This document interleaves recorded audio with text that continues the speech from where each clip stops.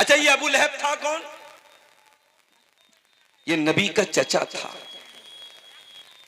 इसका नाम था अब्दुल उज्जा,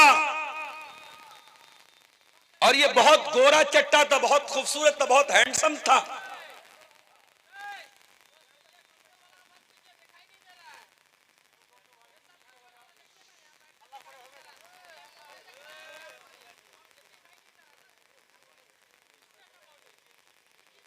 नीचा कर दो भाई, नीचा कर दो, कहे डिस्टर्ब हो रहा है। स्टैंड नीचा कर दो।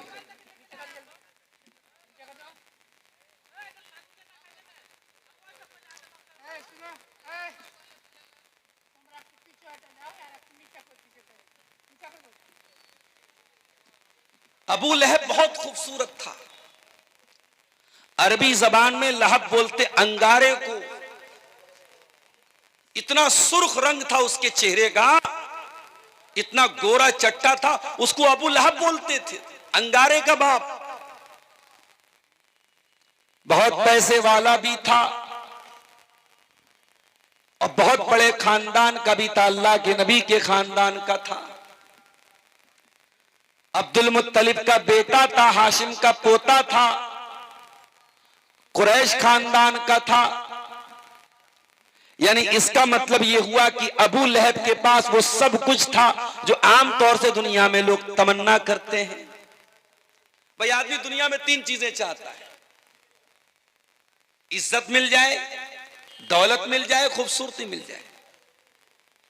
अबू लहब के पास इज्जत भी है, दौलत भी है, खूबसूरती भी है,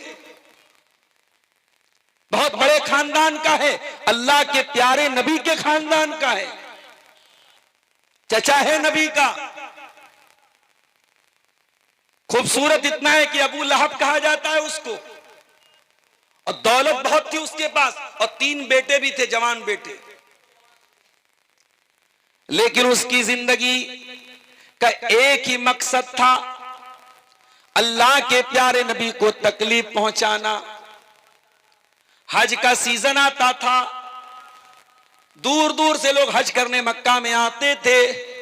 अल्लाह के नबी मक्का के बाजारों में जाते थे, हाजियों का हाथ पकड़ के उनको तौहीद की दावत देते थे, इस्लाम के बारे में समझाते थे, अपनी रिसालत के बारे में बताते थे।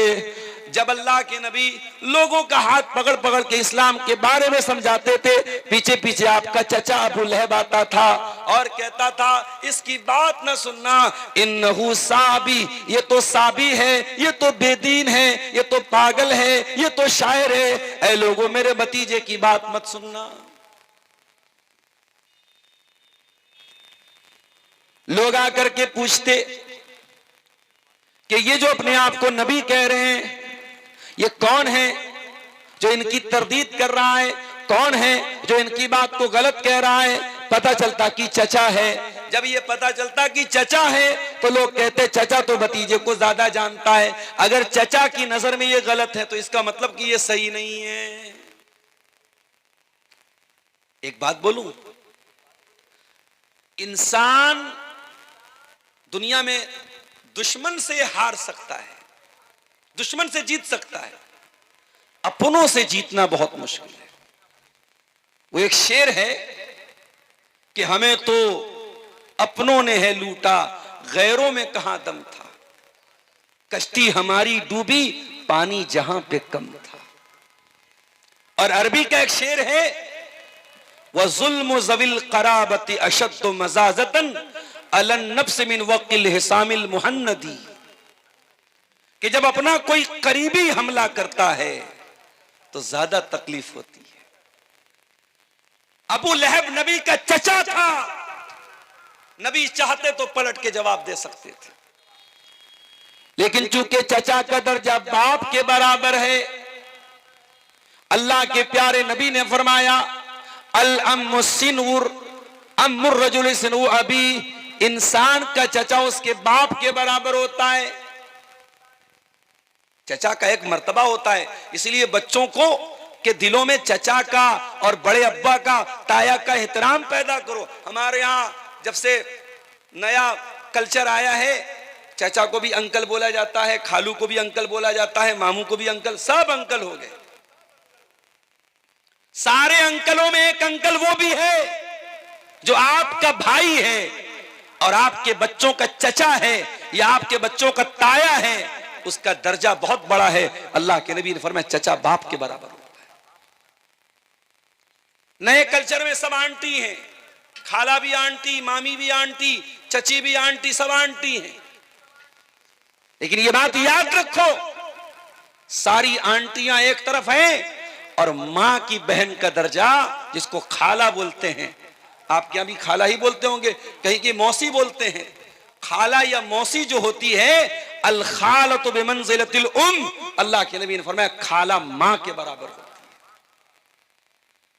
है। नबी जवाब दे सकते थे, चचा था।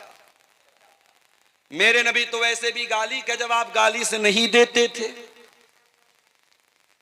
एक मर्तबा अल्लाह के नबी बैठे हुए थे, यहूदी वहां से गुजरे।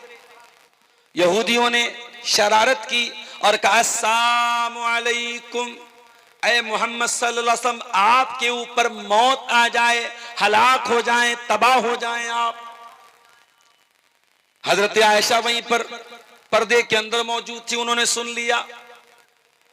हजरत आयशा के सामने उनके नबी को बुरा भला कहा जाए, वो कैसे बर्दाश्त कर सकती थी। हजरत आयशा ने फौरन पलट के जवाब दिया, वालेकुमुस्सलामु वल्लानतु, ऐ यहूदियों तुम पर मौत आए, तुम पर लानत बरसे।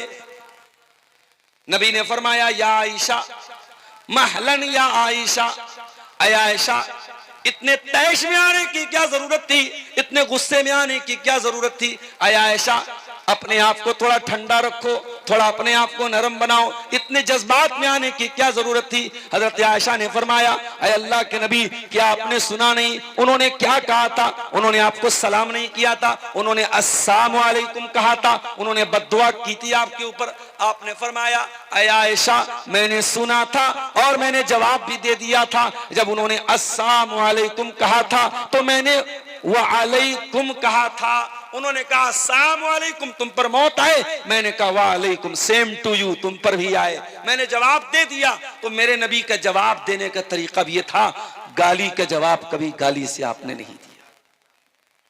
तो जब दुश्मन को आप गाली का जवाब गाली से नहीं देते थे, तो यहां तो अपना चचा था, चचा आपको तकलीफ पहुंचा रहा है। और अबू लहब की बीवी जो आपकी चची थी, नाम नोट कर लो, उम्मे जमील नाम था, बड़े बाप की बेटी थी। अबू लहब की बीवी थी, बहुत बड़े बाप की बेटी थी, कुरैश खानदान के बहुत बड़े खानदान की बेटी थी। वो इतने ऊंचे दर्जे पर होने के बावजूद अपने शौहर का साथ देती थी अल्लाह के नबी के साथ दुश्मनी करने में। जब अल्लाह के नबी कुरान सुनाते थे, जब अल्लाह के नबी दीन की बातें करते थे, तो ये इतनी कमबख्त थी, इतनी जालिम थी, ये कहती थी मुज़म्ममन आसैना व दीनहु कलैना, ऐ अपने आप को मोहम्मद कहने वाले, हम तुझे मोहम्मद नहीं मानते, हम तुझे मुज़म्मम मानते हैं। अल्लाह के नबी का नाम मोहम्मद था सल्लल्लाहु अलैहि वसल्लम। मोहम्मद मतलब जिसकी प्रशंसा की जाए, जिसकी तारीफ की जाए। इसलिए हमारे हिंदू भाइयों की किताबों में भी हमारे नबी का नाम नराशंस आया है। नराशंस मतलब वो नर जिसकी प्रशंसा की जाए। तो अल्लाह के नबी का नाम ऐसा था कि नाम ही से तारीफ झलकती थी। तो ये कमबख्त जो थी, ये नबी का नाम नहीं लेती थी, मोहम्मद नहीं कहती थी, मुज़म्मम कहती थी। मोहम्मद मतलब जिसकी तारीफ की जाए और मुज़म्मम मतलब जिसकी बुराई की जाए, वो नबी को मुज़म्मम कहती थी।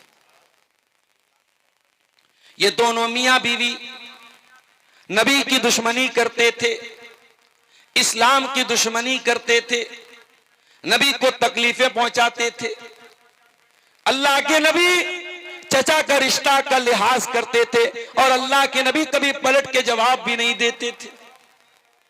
पता ये चला जब अपना कोई रिश्तेदार तकलीफ पहुंचाए और रिश्ते में वो बड़ा हो तो रिश्ते का लिहाज रखा जाए, नजरअंदाज कर दिया जाए।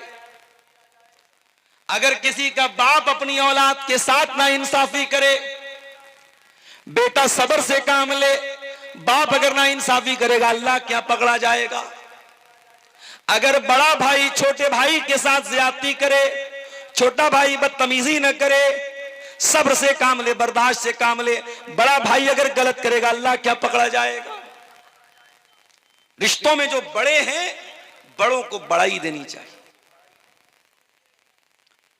अल्लाह के नबी ने तो जवाब नहीं दिया मगर अल्लाह ने जवाब दिया और कुरान की यह सूरत उतार।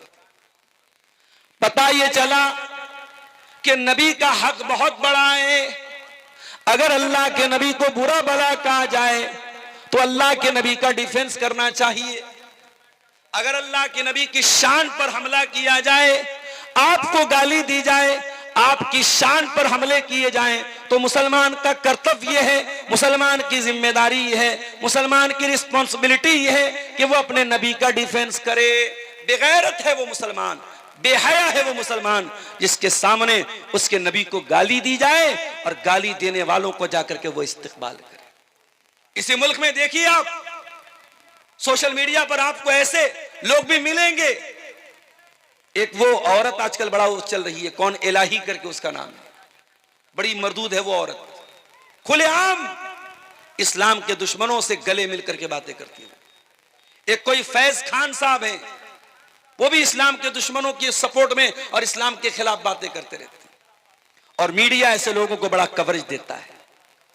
आज के दौर का मीडिया, हमारे मुल्क का मीडिया, आप इस्लाम को चार गाली दे दीजिए, अल्लाह के नबी के बारे में कुछ बुरा भला कह दीजिए, जन्नत का मजाक उड़ा दीजिए, जहन्नम का मजाक उड़ा दीजिए, मीडिया आपको कवरेज देगा। यह बात याद रखो मेरे भाइयों, नबी की शान सबसे बड़ी है।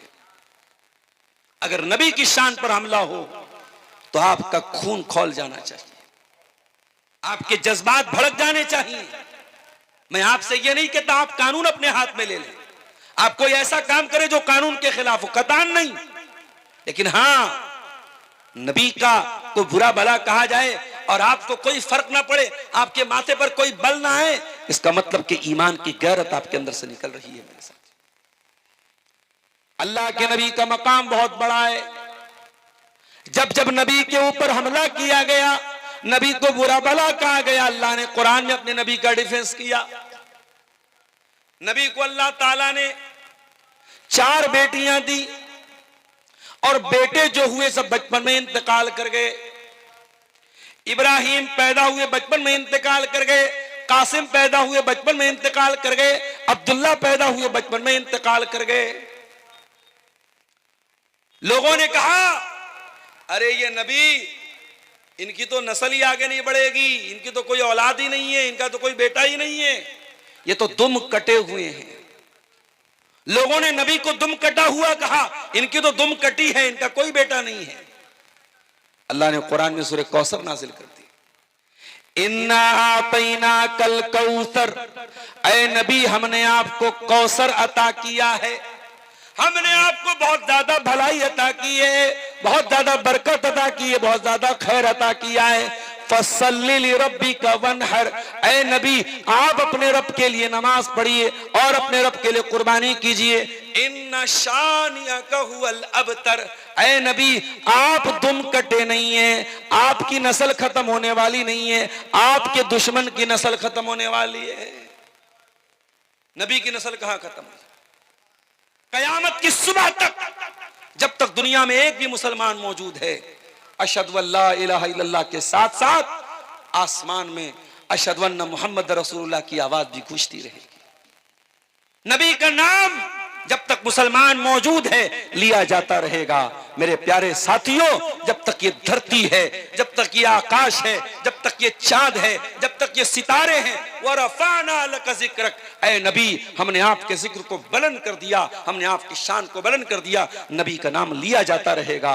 आज करोड़ों मुसलमान नबी पर जान छिड़कते हैं। आज अबू लहब को कोई नहीं जानता, अबू जहल को कोई नहीं मानता, आज इस्लाम के दुश्मनों का कोई नाम लेने वाला नहीं, लेकिन मेरे नबी पर जान छिड़कने वाले करोड़ों की तादाद। तो अल्लाह ने अपने नबी का डिफेंस किया। अबू लहब अपने हाथों से पत्थर मारा करता था अल्लाह के नबी को। अल्लाह ने फरमाया तब्बत यदा अबी लहब व तब, ऐ मेरे नबी पर पत्थर मारने वाले अबू लहब, तेरे दोनों हाथ टूट जाएं, तेरे दोनों हाथ बर्बाद हो जाएं जिन हाथों से तू मेरे नबी को तकलीफ पहुंचाया करता था। अच्छा, अबू लहब का नाम अब्दुल उज्जा था, लेकिन अल्लाह ने ओरिजिनल नाम बयान नहीं किया, अबू लहब बयान किया। ऐसा क्यों किया अल्लाह ने? यह बताने के लिए कि अबू लहब का नाम अबू लहब इसलिए पड़ा क्योंकि बहुत खूबसूरत था। लेकिन ये लोगों, अबू लहब को अल्लाह ताला जहन्नम की आग में डालेगा और जहन्नम की आग का अंगारा बन जाएगा। हकीकत में वो अबू लहब बन जाएगा, अंगारे का बाप बन जाएगा। नाम उसका कुछ और था, अब्दुल उज्जा नाम था, मगर कुरान में अल्लाह ने उसका ओरिजिनल नाम नहीं लिया। जो डुप्लीकेट नाम था, जो सरनेम था, जिस नाम से वो मशहूर था, वही नाम अल्लाह ताला ने कुरान में लिया। उसके बाद फरमाया मा अगना अन्हु मालुहु व मा कसब। ना तो अबू लहब का माल उसके काम आया, ना उसकी कमाई उसके काम आई। बहुत पैसे वाला था, लेकिन न कब्र में अल्लाह के अजाब से उसका पैसा उसको बचाएगा, न कयामत के दिन अल्लाह के अजाब से उसका माल उसको बचाएगा। ऐ रतनी वालों, माल कमाओ मना नहीं करता, पैसा कमाओ मैं मना नहीं करता, मगर याद रखो अगर तुमने ये पैसा मस्जिदों में खर्च नहीं किया, मदरसों में खर्च नहीं किया, यतीमों पर खर्च नहीं किया, गरीबों पर खर्च नहीं किया, ये पैसा कल आखिरत में तुम्हारे कोई काम नहीं आएगा। मरोगे सब बाल बच्चों के लिए छोड़ के जाओगे, 2 गज जमीन मिलेगी, उससे ज्यादा कुछ नहीं मिलेगा। और कब्र में मुनकर नकीर आएंगे तो नोटों की गड्डी नहीं दे पाओगे, खाली हाथ दुनिया से जाओगे। कयामत के दिन अल्लाह ताला जिन बंदों का नाम अमाल बाएं हाथ में देगा, जो फेल हो जाएंगे, जो नाकाम हो जाएंगे, कुरान कहता है जब बाएं हाथ में नाम अमाल मिलेगा तो क्या कहेंगे? व अम्मा मन ऊतिया किताबहू बिशिमालिही, जिसका नाम अमाल बाएं हाथ में दिया जाएगा वो कहेगा या लैतनी लम ऊत किताबिया व लम अद्री मा हिसाबिया। ऐ काश मेरी किताब मुझको न दी गई होती, काश मैं अपना हिसाबो किताब न जानता। या लैतहा कानतिल काजिया, ऐ काश दुनिया में जो मौत आई थी उसी मौत पर मेरा काम तमाम हो गया होता। मा अगना अन्नी मालिया, मेरा माल मेरे किसी काम नहीं आया। कयामत के दिन आपका माल आपके कोई काम नहीं आएगा। अबू लहब का माल उसके कोई काम नहीं आया। वमा कसब, और उसकी कमाई उसके कोई काम नहीं। कमाई से क्या मुराद है? उलमा ने लिखा कमाई से मुराद बेटे हैं, उसके बेटे भी उसके कोई काम नहीं आया। 3 बेटे थे उसके, एक का नाम उतबा, एक का नाम उतैबा, एक का नाम मुअत्तब। उतबा, उतैबा, मुअत्तब 3 बेटे थे अबू लहब के। और उनमें से 2 बेटे अल्लाह के नबी के दामाद थे, रिश्ता तय हुआ था, शादी हुई थी, अभी रुखसती नहीं हुई थी। अल्लाह के नबी की मजली बेटी रुकैया और मजली से छोटी उम्मे कुलसूम, इन दोनों लड़कियों का निकाह तय हुआ था अबू लहब के 2 बेटों से, उतबा से, उतैबा से। मगर जब कुरान की ये सूरत उतर गई तब्बत यदा अबी लहब, अबू लहब ने अपने बेटों से कहा तलाक दे दो, तलाक दे दिया उन दोनों ने। अभी रुखसती नहीं हुई थी, तलाक हो गई। अब बाद में जो उतबा था वो तो ईमान ले आया, वो सहाबी हो गए उतबा। और जो उतैबा था वो नबी का दुश्मन था, अपने बाप का साथ देता था। एक मर्तबा उसने अल्लाह के नबी के मुंह पर आके थूक दिया। अल्लाह के नबी ने बद्दुआ की, ऐ अल्लाह तो अपने कुत्तों में से कोई कुत्ता इसके ऊपर मुसल्लत कर दे। नबी ने बद्दुआ की, अल्लाहुम्मा सल्लित अलैहि कल्बम मिन किलाबिक, ऐ अल्लाह तू अबू लहब के इस बेटे के ऊपर अपने कुत्तों में से कोई कुत्ता मुसल्लत कर दे। अबू लहब का ये बेटा उतैबा मुल्क के शाम जा रहा था अपने दोस्तों के साथ। रास्ते में एक बहुत खतरनाक किस्म का शेर आ गया जिसने इसके ऊपर हमला किया। इसके दोस्तों की आंखों के सामने उस शेर ने इसको चीर फाड़ के मार दिया, खत्म कर दिया। इसके दोस्तों की हिम्मत भी नहीं हुई कि अपने दोस्त को जाके बचा सके। नबी की बद्दुआ का यह असर था। अल्लाह ताला ने शेर को भेजा और शेर चिर फाड़ के उसको खा गया, खत्म कर गया। तो दो बेटे इसके ईमान लाए थे, उतबा और मुअत्तब, और उतैबा ईमान नहीं लाया था। और अबू लहब मरा कैसे था? उसको चर्म रोग हो गया था। एक बहुत खतरनाक बीमारी होती थी स्किन की, पूरे बदन में फोड़े निकल जाते थे, उसको आदसा बोलते थे। उसको आदसा की बीमारी हो गई। और जैसे कोरोना में हमने देखा कि बाप को कोरोना हुआ है और बेटे अपने बाप की लाश को छूने को तैयार नहीं। हमारे बनारस में गंगा घाट पे गैर मुस्लिम आते थे, अपने बाप की लाश छोड़ के चले जाते थे। कितने मुसलमानों ने उन गैर मुस्लिमों की आग को जाकर के चिता दी और उसको जलाया। आज कोरोना में हम वो जो हालात देख रहे थे, अबू लहब के साथ वही हालात। अबू लहब का इंतकाल हुआ, कोई बेटा छूने को तैयार नहीं बाप को। बदबू आ रही थी बहुत खतरनाक उसकी बॉडी से। बड़ी मुश्किल से जमीन में गड्ढा खोद के उसकी लाश को फेंका गया। ये अंजाम दुनिया में हुआ और आखिरत में इससे बुरा अंजाम होने वाला है। तब्बत यदा अबी लहब व तब, अबू लहब के दोनों हाथ टूट गए, अबू लहब बर्बाद हो गया। मा अगना अन्हु मालुहु व मा कसब, न उसका माल उसके काम आया, न उसकी कमाई उसके काम आई, न उसके बच्चे उसके काम आए। सयस्ला नारन ज़ात लहब, और ये अबू लहब अन करीब ये जहन्नम में जाएगा, जहन्नम की आग में जाएगा। ज़ात लहब, जो भड़कने वाली है। अच्छा, आग का तो काम ही है भड़कना। अभी आप लोगों ने न्यूज देखी सऊदी अरब की, हैदराबाद के कुछ जायरीन एक बस में जा रहे थे, शायद मक्का से मदीना जा रहे थे वो, और बस जाकर के एक ऐसी गाड़ी से जाकर के टकरा गई जिसमें डीजल भरा हुआ था, और ऑन द स्पॉट बस के सारे मुसाफिरीन का इंतकाल हो गया। सब जल के मर गए, क्योंकि डीजल था सामने वाले। जब गाड़ी लड़ी है, डीजल जो है खतरनाक होता है, आग लगी, सब जल के मर गए। जब गाड़ी लड़ी है, ड्राइवर कूदा था, और ड्राइवर के से सटा हुआ ड्राइवर के बगल में एक लड़का जिसका नाम सलमान था, ड्राइवर ने उससे भी कहा तुम भी कूद जाओ, वो भी कूद गया, सिर्फ वही एक लड़का बचा, बाकी सब लोग मर गए उस हादसे में। और उम्रा पर जाने के पहले उसी सफर में हैदराबाद की एक पूरी फैमिली, इसमें 20 लोग थे, उन लोगों ने एयरपोर्ट पर पूरे परिवार के साथ फोटो लिया था। आज सोशल मीडिया पर वो फोटो वायरल हो रहा है। जाने के पहले फोटो लिया था, उसमें छोटे छोटे बच्चे भी थे, औरतें भी थीं, बूढ़े भी थे, जवान भी थे, 20-25 लोग थे पूरे परिवार के। पूरा खानदान जल के मर गया। क्या भरोसा है जिंदगानी का, आदमी बुलबुला है पानी का। एक हादसा होता है, इंसान दुनिया से चला जाता है, सिर्फ उसकी यादें रह जाती हैं, उसकी फोटो रह जाते हैं। उसका फेसबुक अकाउंट है, आज कोई चलाने वाला नहीं। उसका बैंक अकाउंट है, आज उसको कोई और इस्तेमाल कर रहा है, उसकी चीजों को कोई और इस्तेमाल कर रहा है। यही हकीकत है मेरे प्यारे साथियों। दुनिया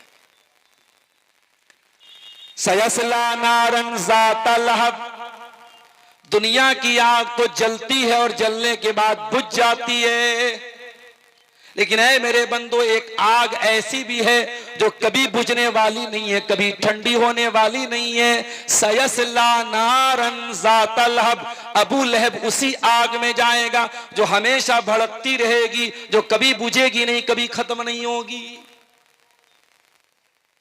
दिल्ली में कार में विस्फोट हुआ, सीएनजी की कार थी। अभी हमारी सुरक्षा एजेंसियां तहकीक कर रही कि विस्फोट कैसे हुआ, हकीकत अल्लाह बेहतर जानता है।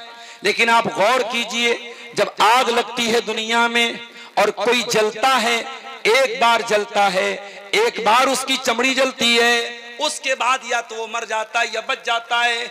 जलने की तकलीफ एक बार होती है, मगर जहन्नम की आग दुनिया की आग से ज्यादा खतरनाक होगी। वो सीएनजी की आग नहीं होगी, वो डीजल की आग नहीं होगी। फरमाया या अय्युहल्लज़ीना आमनू कू अनफुसकुम व अहलीकुम नारा, ऐ ईमान वालो बचाओ अपने आप को और अपने घर वालों को उस आग से जिसका ईंधन इंसान और पत्थर होंगे, जो सीएनजी से नहीं जलेगी, जो डीजल से नहीं जलेगी, जो एलपीजी से नहीं जलेगी, जो पेट्रोल से नहीं जलेगी, जो इंसानों से जलेगी, जो पत्थरों से जलेगी।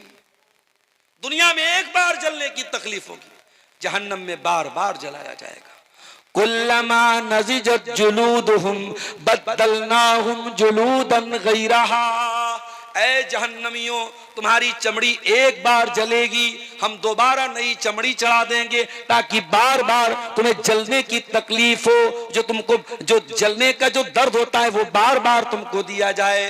ऐ जहन्नमियों एक बार जलोगे तो तकलीफ होकर के खत्म हो जाएगी, बार बार जलाया जाएगा, बार बार तुमको तकलीफ दी जाएगी। ओ दुनिया वालों, हम दुनिया की आग से अपने आप को बचाते हैं। हमारे बदन में कहीं चिंगारी लग जाए, जरा सा आग से जल जाए, हम फौरन उस पर मलहम लगाते हैं, ऑइंटमेंट लगाते हैं, कोई ऐसी चीज लगाते हैं कि जलने का निशान न रहे, जलने की तकलीफ खत्म हो जाए। मेरे प्यारे भाइयों, तुम दुनिया की आग में, दुनिया के गर्म पानी का अगर एक बूंद तुम्हारे हाथ पे गिर जाए तुम बर्दाश्त नहीं कर पाते हो। तुम जहन्नम का खौलता हुआ पानी और जहन्नम की आग कैसे बर्दाश्त करोगे मेरे प्यारे साथियों। इसीलिए अल्लाह कुरान में कहता है इन जहन्नम कानत मिरसादा, ऐ मेरे बंदो जहन्नम इंतजार कर रही है, जहन्नम घात लगा के बैठी है, अपने आप को जहन्नम की आग से बचा लो। दुनिया की आग से 70 गुना ज्यादा खतरनाक होगी जहन्नम की आग। सयस्ला नारन ज़ात लहब, अल्लाह कुरान में कह रहा है अबू लहब जहन्नम में जाएगा। अच्छा यहां एक पॉइंट की बात बताऊं, यह सूरत कब नाजिल हुई? अबू लहब की जिंदगी में नाजिल हुई। अबू लहब अभी जिंदा है, मौजूद है, बाकी है, और कुरान की यह आयत उतर के क्या कह रही है? अबू लहब जहन्नम में जाएगा। इसका मतलब यह हुआ कि अल्लाह ताला मुहर लगा रहा है, अबू लहब ईमान नहीं लाएगा, उसका इंतकाल, उसकी मौत कुफ्र पर होगी। और दुनिया ने देखा अबू लहब ईमान नहीं लाया, ना तो ईमान लाया, न ईमान लाने का कभी ख्याल उसके दिल में पैदा हुआ। अबू लहब कभी ईमान नहीं लाया। इसका मतलब यह हुआ कि कुरान की आयत अल्लाह ताला के कलाम होने की दलील है। कुरान की आयत बता रही है कि कुरान अल्लाह का कलाम है। कुरान जो बात कह रहा है 100% सच्ची साबित हो रही है। कुरान ने कहा कि अबू लहब जहन्नम में जाएगा, तो वाकई में अबू लहब जहन्नम में जाएगा, क्योंकि अबू लहब ईमान नहीं लाया, कुफ्र के ऊपर उसका खात्मा हुआ। अच्छा अबू लहब कौन था? नबी का चचा था। आज हमारे यहाँ बिरादरी पर बड़ा नाज होता है। आपके यहाँ तो एक ही बिरादरी है, शेरशाबादी है, सुरजापुरी है। हमारे यहाँ अंसारी हैं, शेख हैं, सिद्दीकी हैं, फलाने हैं, डकाने, बड़ी बिरादरी हमारे यूपी और जो है उधर उत्तर प्रदेश में चलती है। बिरादरी पर बड़ा नाज है। साहब हम तो सैयद हैं। सैयद कौन है? रसूल के खानदान के। शराब पियो, जिना करो, दाढ़ी मुंडाओ, औरतें बेहयाई करे, सैयद हैं हम तो रसूल के खानदान के। याद रखो मेरे प्यारे साथियों, ईमान नहीं लाया तो अबू लहब जो नबी का चचा था वो जहन्नम में गया। हजरत नूह अलैहिस्सलाम का बेटा अपने बाप पर ईमान नहीं लाया तो वो भी दुनिया में डूबा और आखिरत में भी डूबेगा। पैगंबर थे नूह अलैहिस्सलाम, 950 साल तक अल्लाह ताला के दीन की तबलीग करते रहे, मगर अपने बेटे को नहीं बचा पाए। बगावत पर हो आमादा तो डूबे नूह का बेटा,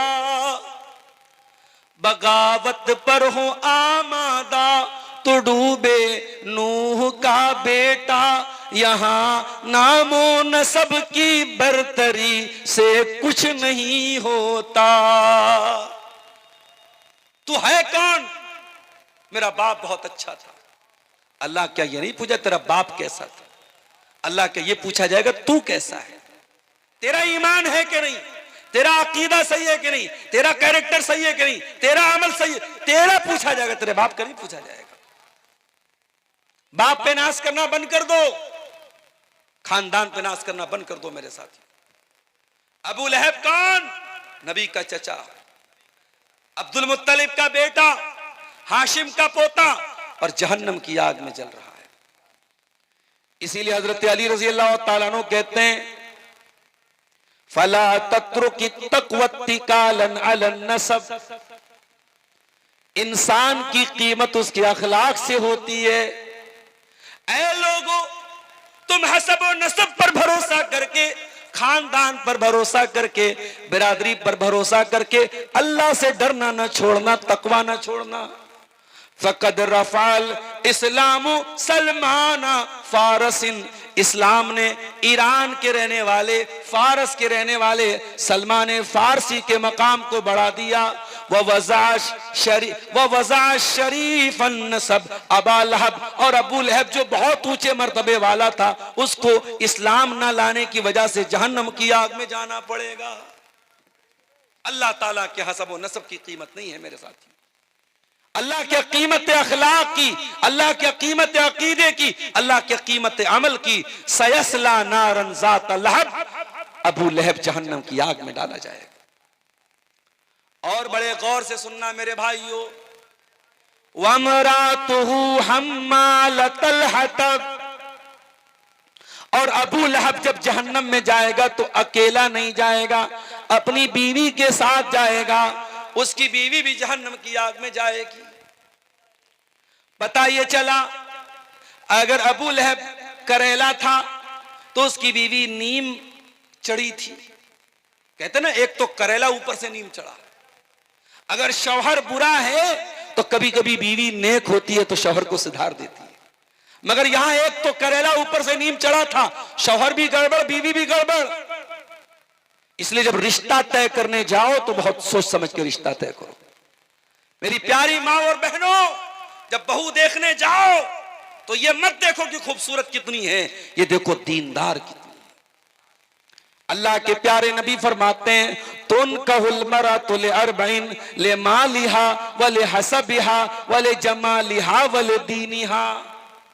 जब औरत का निकाह होता है, चार चीजें औरत के अंदर देखी जाती हैं। माल देखा जाता है, खूबसूरती देखी जाती है, दीनदारी देखी जाती है, खानदान देखा जाता है। आपने फरमाया फज़फर बिज़ातिद्दीन, तुम दीनदार को लेके आ जाओ, कामयाब हो जाओगे।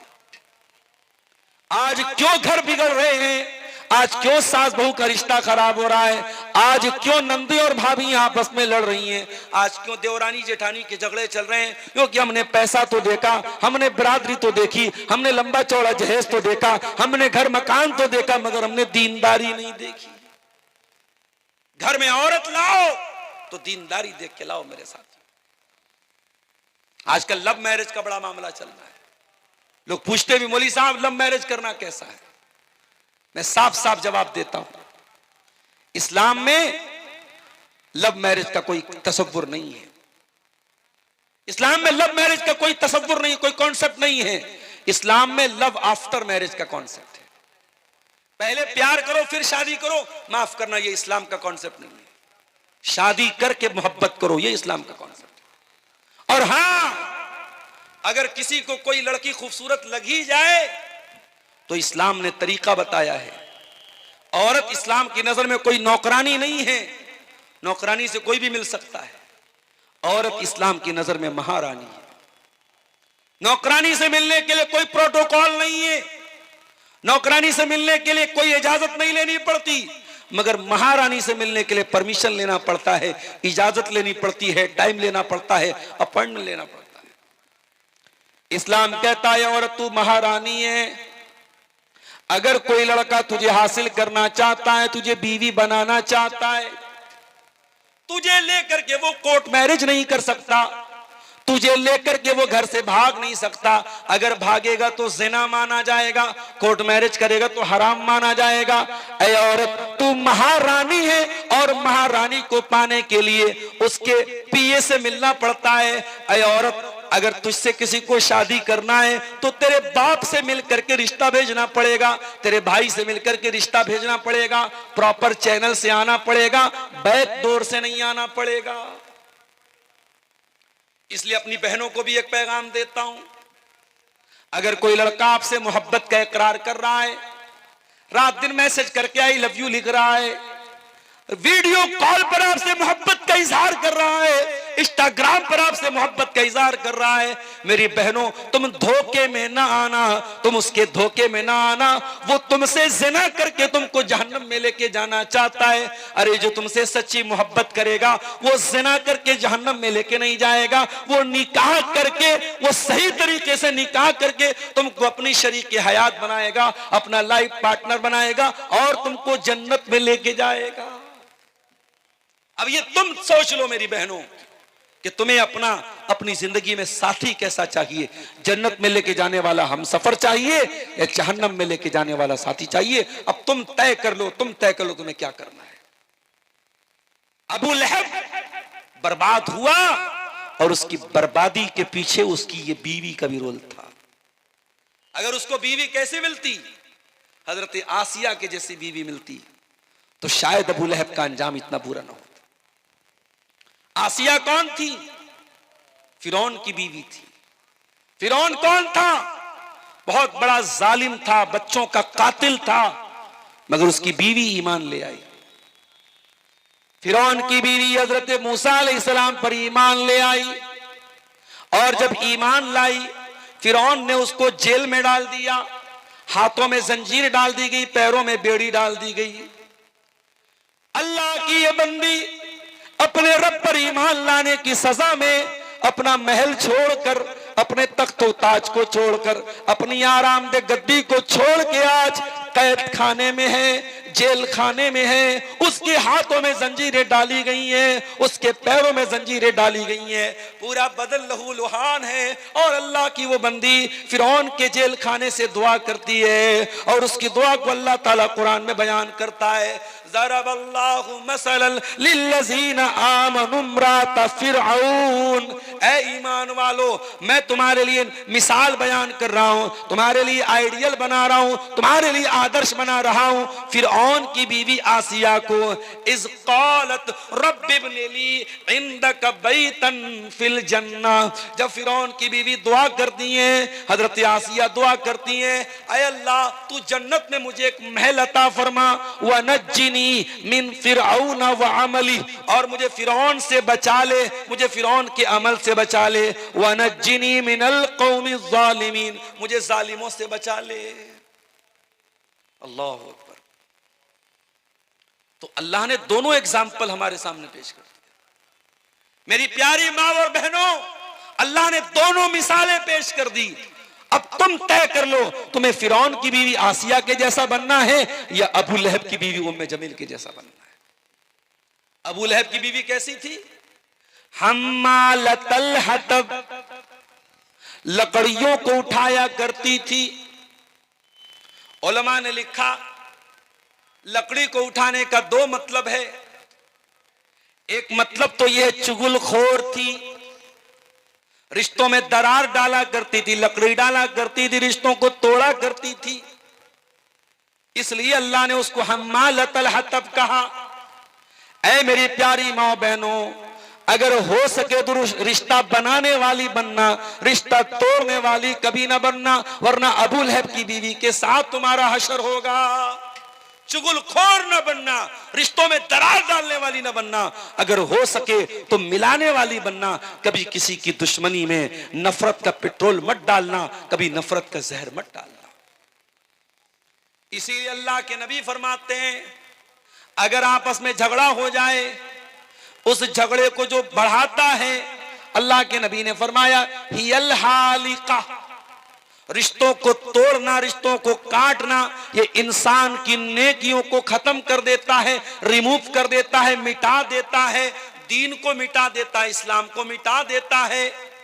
और अगर कोई रिश्तों को जोड़ता है, मेल मिलाप कराता है, इस्लाह कराता है, अल्लाह के नबी ने इसको नमाज से बेहतर कहा, सदका से बेहतर कहा, जिहाद से बेहतर कहा। इसलिए अगर दो लोगों में दूरी है, दरार है, तो दरार को दूर करने वाले बनो, दरार को बढ़ाने वाले मत बनो मेरे प्यारे साहब। यहां तक के इस्लाम में झूठ बहुत बड़ा गुनाह है, लेकिन अगर दो लोगों को मिलाने के लिए झूठ बोलना पड़े तो इस्लाम ने झूठ भी बोलने की इजाजत दी। अल्लाह के प्यारे नबी सल्लल्लाहु अलैहि वसल्लम फरमाते हैं, लैसल कज़्ज़ाबुल्लज़ी युस्लिहु बैनन्नास, जो लोगों के बीच में सुलह कराता है, अगर वो झूठ भी बोलते तो उसका झूठ झूठ नहीं लिखा जाएगा, वो झूठा नहीं है जो सुलह कराने के लिए झूठ बोले। तो अबू लहब की बीवी कैसी थी? हम्मालतल हतब, लकड़ी लगाने वाली थी, लकड़ी उठाने वाली। एक मतलब तो यह है इस आयत का। और दूसरा मतलब क्या है? अबू लहब की बीवी लकड़ियां इकट्ठा करती थी, कांटे इकट्ठा करती थी और अल्लाह के नबी के रास्ते में बिछा दिया करती थी, नबी को तकलीफ पहुंचाया करती थी। इसीलिए कुरान जब उसका नाम लेता है, कुरान जब उसका जिक्र करता है तो क्या कहता है? वमरातुहु हम्मालतल हतब, अबू लहब की बीवी भी जहन्नम में जाएगी जो लकड़ी इकट्ठा करने वाली थी। अबू लहब की बीवी के पास एक बहुत बड़ा हार था। हार समझते ना, हार, नेकलेस, मोतियों का हार था। वो इतनी कमबख्त थी, उसने अपने मोतियों के हार को बेच दिया और कहा कि इसको बेच करके मैं इस्लाम के खिलाफ इस्तेमाल करूंगी, मोहम्मद रसूलुल्लाह के खिलाफ इस्तेमाल। अल्लाह अकबर। जब नबी चंदे की अपील करते थे, औरतें अपने जेवरात भेजती थी इस्लाम की मदद करने के लिए। और ये देखो कितनी जालिम औरत थी, ये अपना मोतियों का हार क्यों बेच रही है? इस्लाम के खिलाफ इस्तेमाल करने के लिए, अल्लाह के नबी के खिलाफ इस्तेमाल करने के लिए। कुरान कहता है, फी जीदिहा हब्लुम मिन मसद, ऐ अबू लहब की बीवी, तूने अपने गले के हार को इस्लाम के खिलाफ इस्तेमाल किया था, तूने मोहम्मद रसूलुल्लाह के खिलाफ इस्तेमाल किया था। ऐ अबू लहब की बीवी, कल कयामत के दिन तेरे गले में खजूर की छाल की रस्सी डाल के तुझको जहन्नम में डाला जाएगा। हब्लुम मिन मसद, खजूर की छाल की रस्सी डाल के तुझे जहन्नम की आग में डाला जाएगा। और बाज उलमा ने लिखा कि खजूर की छाल की नहीं, लोहे की जंजीर इसकी गर्दन में डाली जाए। सुम्मा फी सिलसिलतिन ज़रूहा सबऊन ज़िराअन फस्लुकू, 70 गज लंबी जंजीर जिससे जहन्नमियों को जकड़ा जाएगा, वो अबू लहब की बीवी उम्मे जमील के गले में डाली जाएगी और उस जंजीर उसके गले में डाल के उसको जहन्नम में डाला जाएगा। पता ये चला कि अगर शौहर के गलत कामों में बीवी सपोर्ट करती है तो बीवी का भी वही अंजाम होगा तो शौहर का अंजाम। इसलिए खबरदार, कभी गलत काम में किसी का सपोर्ट मत करो। अगर हो सके तो अच्छे कामों में सपोर्ट करो और नहीं कर सकते तो कम से कम बुराई में सपोर्ट मत करो। कुरान एक उसूल बताता है, तावनु अलल बिर्रि वत्तक़वा वला तावनु अलल इस्मि वल उद्वान, नेकी के कामों में, तकवा के कामों में एक दूसरे की मदद करो और गुनाह के कामों में, ज्यादती के कामों में एक दूसरे की मदद न करो। अबू लहब की बीवी क्यों बर्बाद हुई? अपने शौहर का गलत काम में सपोर्ट करने की वजह से। तो ये कुरान की एक छोटी सी सूरत थी जिसमें सिर्फ 5 आयतें हैं। इन 5 आयतों की तफसीर और इसका माना और मतलब मैंने आपके सामने बयान किया है। कुरान की ये छोटी सी सूरत हमें ये मैसेज दे रही है कि हम अबू लहब के जैसे न बने, हम इस्लाम की मदद करने वाले बने, इस्लाम का सपोर्ट करने वाले बने। कयामत की सुबह तक जब तक कुरान पढ़ा जाता रहेगा, तब्बत यदा अबी लहब भी पढ़ी जाएगी और ये सूरत दुनिया को ये पैगाम देगी कि ऐ दुनिया वालों, अगर हो सके तो तुम अबू बकर के साथ खड़े होना, उमर फारूक के साथ खड़े होना, उस्मान गनी के साथ खड़े होना, तुम अबू लहब के साथ खड़े मत होना। इस्लाम के खिलाफ अपनी एनर्जी को इस्तेमाल मत करना, इस्लाम के खिलाफ अपनी ताकत को इस्तेमाल मत करना। मेरे प्यारे साथियों, अभी मैं जब मैं पटना से आ रहा था आपके बीच में 5-6 किलोमीटर पहले एक जगह मेला लगा हुआ था। हमारे कोई गैर मुस्लिम भाइयों का मेला था, उनका मंदिर भी वहां था, मंदिर के पास मेला लगा हुआ था। मैंने देखा बड़ा जाम लगा हुआ है, तो मैंने किसी से पूछा भाई क्या मामला है? किसी ने कहा कोई लड़का किसी लड़की को लेके भाग गया है। तो ये लड़का लड़की को जो लेके भागता है, हम कभी कभी सीमांचल के कुछ जलसों में भी ये सिचुएशन हम देखते हैं कि साहब जलसों में भी कभी कभी शोर उठता है, क्या हुआ, कोई लड़का किसी लड़की को लेके भाग गया। तो मुझे ऐसा लगता है कि कहीं ना कहीं जो कल्चर हमारे गैर मुस्लिम भाइयों का है, उनके यहाँ मेले ठेले का जो कल्चर है, वो कल्चर हमारे यहाँ जलसों में भी एक मेले ठेले का माहौल बना लिया जाता है। उनके यहाँ भी लड़के लड़कियां सब बाजार में घूम रहे, हमारे यहाँ भी जलसों में बाजारों में घूमते रहते हैं, और ये जो मामलात उनके यहाँ होते वो हमारे यहाँ भी होते हैं। मेरे प्यारे साथियों, हमें और आपको ये सोचना चाहिए कि हम अबू लहब के मिशन को आगे बढ़ा रहे हैं या अबू बकर सिद्दीक के मिशन को आगे बढ़ा रहे हैं। आज बुराइयों का ऐसा माहौल है मेरे प्यारे साथियों कि अल्लाह की पनाह है, दिन ब दिन बुराइयां बढ़ रही हैं, और ऐसे माहौल में हमारे लिए आइडियल अगर कोई लोग हैं तो नबी के सहाबा हैं। मेरे प्यारे साथी, अल्लाह के नबी सहाबा के साथ बैठे हुए हैं। आपने फरमाया जो आदमी दुनिया में नमाज पढ़ेगा, जन्नत में उसके लिए अलग से एक गेट होगा, बाबू सला, वो उस गेट से जन्नत में दाखिल होगा। जो दुनिया में बहुत ज्यादा सदका खैरात करेगा, उसके लिए जन्नत में एक अलग गेट होगा, बाबू सदका, वो बाबू सदका से जन्नत में जाएगा। जो दुनिया में बहुत ज्यादा नफिल रोजा रखेगा, उसके लिए जन्नत में एक दरवाजा होगा, बाबू रैयान, वो बाबू रैयान से जन्नत में दाखिल होगा। जन्नत के 8 दरवाजे होंगे। नबी ने फरमाया 8 दरवाजे से अलग अलग नेकी करने वाले लोग जाएंगे। हजरत अबू बकर सिद्दीक ने कहा, ऐ अल्लाह के नबी, क्या कोई ऐसा भी होगा, कोई ऐसा अल्लाह का कुछ नसीब बंदा भी होगा जिसको 8 दरवाजों से बुलाया जाए, जो सदका खैरात भी खूब करने वाला हो, नमाज भी खूब पढ़ने वाला हो, अल्लाह की राह में जिहाद करने वाला भी हो, रोजा रखने वाला भी हो। अल्लाह के नबी, क्या कोई ऐसा भी होगा जिसको 8 दरवाजे से बुलाया जाएगा? आपने फरमाया हाँ, ऐसे भी लोग होंगे। वह अर्जू अन तकून मिनहुम, और ऐ अबू बकर, मुझे उम्मीद है कि उन खुश नसीबों में से तुम भी होगे। मेरे प्यारे साथियों, अबू बकर सिद्दीक का मिजाज ऐसा था। आज हम दुनिया के लिए कंपटीशन करते हैं। अगर हमारे भाई के पास दौलत है तो हमारे पास भी दौलत आ जाए, उसके पास 2 मंजिला घर है, हमारे पास भी 2 मंजिला घर आ जाए, उसके पास अगर शोहरत है, इज्जत है, दौलत है, हमारे पास भी आ जाए। हम दुनिया के लिए कंपटीशन करते हैं। मेरे प्यारे साथियों, हमें आखिरत के लिए कंपटीशन करना चाहिए। कुरान कहता है वफी ज़ालिका फलयतनाफसिल मुतनाफिसून, मेरे बंदो, तुम्हें एक दूसरे से आगे बढ़ने की कोशिश करनी चाहिए। जन्नत के लिए, जन्नत के बारे में तुम्हें मुकाबला करना चाहिए, उसमें तुम्हें प्रतिस्पर्धा करना चाहिए, उसमें तुम्हें मुकाबला करना चाहिए। एक मर्तबा अल्लाह के नबी साहबा के साथ बैठे हुए थे, हजरत अबू बकर सिद्दीक रज़ी अल्लाह तआला अन्हु भी मौजूद थे।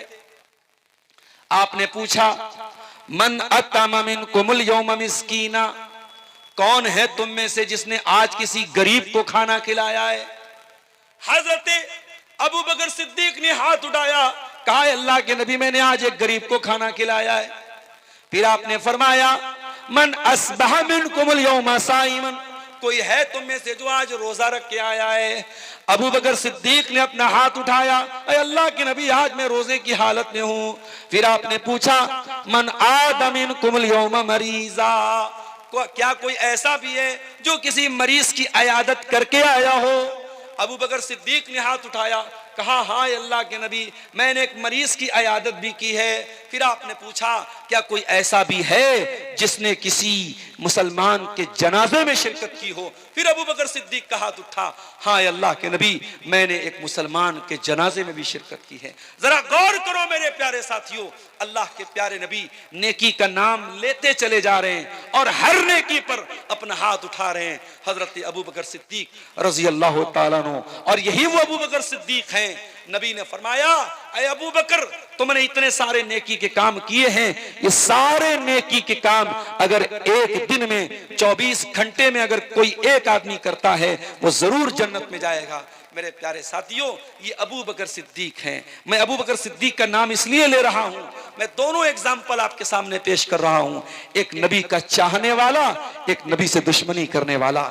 एक अबू बकर जो जिंदगी में भी नबी के साथ थे और इंतकाल भी नबी के साथ इंतकाल के बाद भी वहीं पे दफन हैं और कयामत के दिन नबी के साथ रहेंगे। और एक अबू लहब है जो दुनिया में जलील होकर के कुत्ते की मौत मरा और आखिरत में भी जहन्नम की आग में डाला जाएगा। मेरे प्यारे साथियों, अब हमें और आपको तय करना है हमें कौन सा किरदार अपनाना है, हमें कौन सा कैरेक्टर अपनाना है। हमें अबू बकर सिद्दीक वाला कैरेक्टर अपनाना है या अबू लहब वाला कैरेक्टर अपनाना है। और हमारी माँ बहनों को भी तय करना चाहिए कि उन्हें हजरत मरियम का कैरेक्टर अपनाना है, हजरत आसिया का अपनाना है या उम्मे जमील का अपनाना है, फिरौन की बीवी का अपनाना है। और मेरे प्यारे साथियों, सूरह तब्बत यदा अबी लहब की इस पर हम गौर करेंगे और इससे जो नसीहतें हमें मिलती है उस पर इंशाअल्लाह हम अमल करेंगे। हम रब्बुल आलमीन से दुआ करते हैं, इलाही आलमीन तू हमें कुरान करीम की सूरत पर अमल करने की तौफीक अता फरमा। इलाही आलमीन हमें तू अबू बकर सिद्दीक के किरदार को अपनाने की तौफीक अता फरमा और अबू लहब के किरदार से हमें बचने की तौफीक अता फरमा। परवरदिगार, जिस मदरसे के लिए आज का ये प्रोग्राम हुआ है, इस मदरसे से जो बच्चे पढ़ें उन्हें दीन का सच्चा खादिम बना दे।